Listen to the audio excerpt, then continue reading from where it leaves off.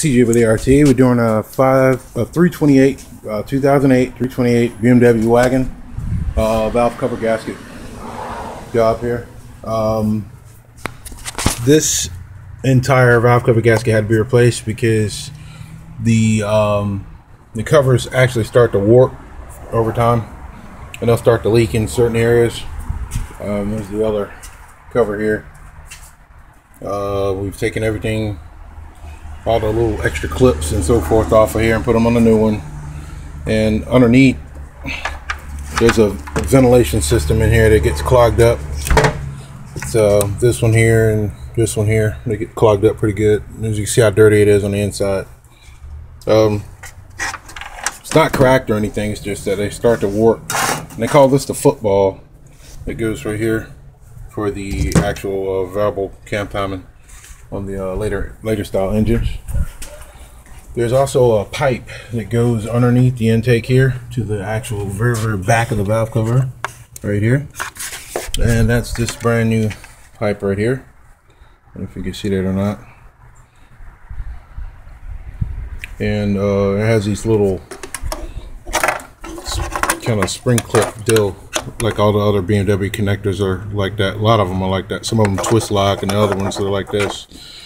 There's sometimes a pain in the butt to get off. You have to spray them with a little WD-40 or lubricant, or whatever your choice is. Anyway, this is soft enough to where it will, you can flex it like that and feed it underneath the intake. There's two spots.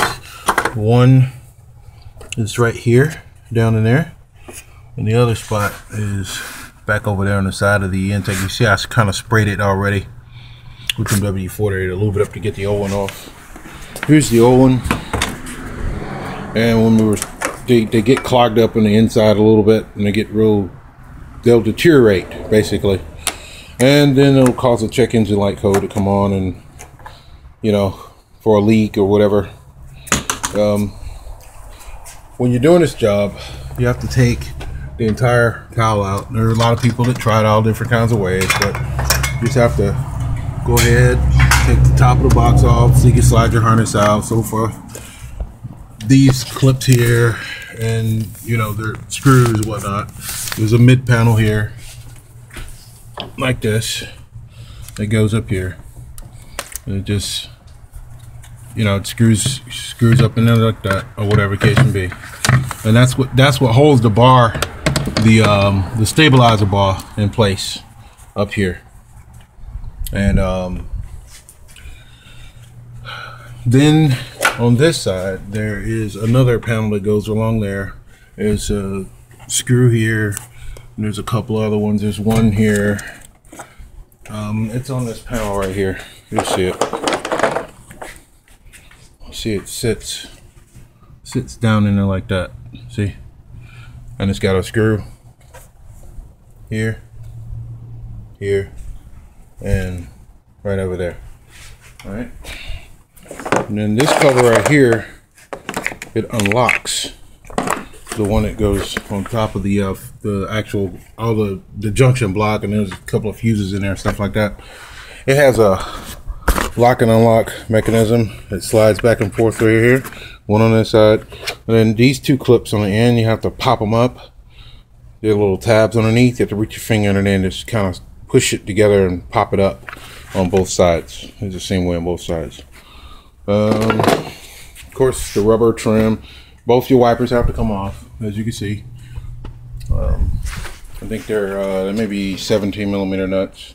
They unscrew off and just gently grab the base of the wiper and just wiggle it back and forth till you get it off.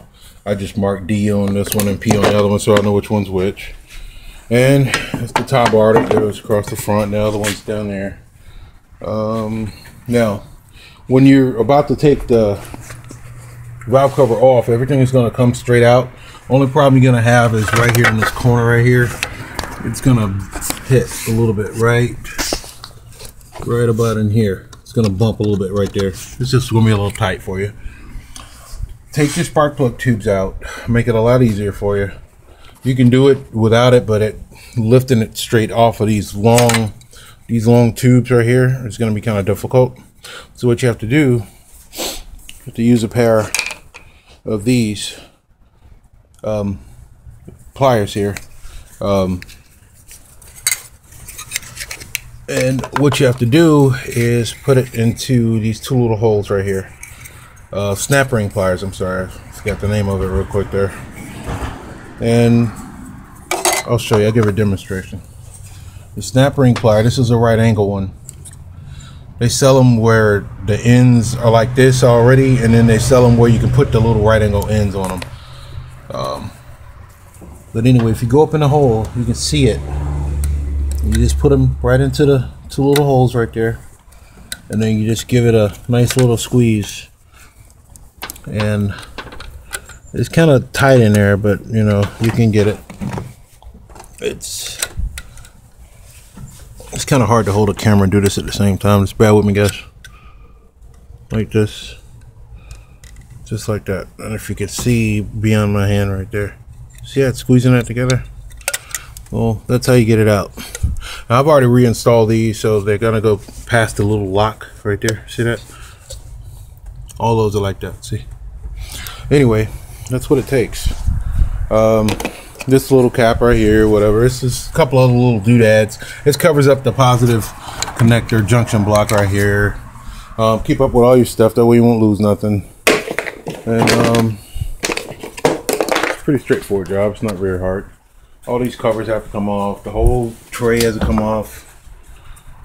It's a pain in the butt, but it's pretty fun once you get into it. Good. Then we just took all our, oxygen sensor harness and everything like that. We disconnected it here, swung it over here out of the way. Disconnect all other sensors up front. Swung the harness out the way over here.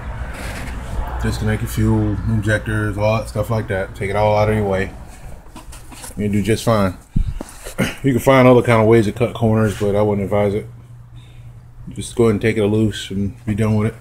Only other thing you'll see we just kind of bungee tied the harness up out of the way. You know what I'm saying? Only reason why we did that, just so that we won't lose memory in the radio and all that stuff for the customer. We could have put there are ways you can retain memory, but we just did it that way. It's fine. Just see, plenty of room. And probably take about 3 hours to do the whole job, start to finish. Yeah, that was the tray I was looking for. This one. This tray right here, this is the one that goes over the wiper arms. There's two connectors underneath. Here, and here. And then the actual hose for the water is just right there on the end. You just slide it off. And that's pretty much it. And we reused the cap here. What we did was, forgot to mention that, I took the seal, I flipped it over, and I was gonna buy a brand new one, but the seal, you can do it like that. And all of the tanks, it's nice and tight, so see there. So you won't have a vacuum leak there. Yep, that's about it. I guess it's about 8 minutes. CJ with ART, restore your car at yahoo.com.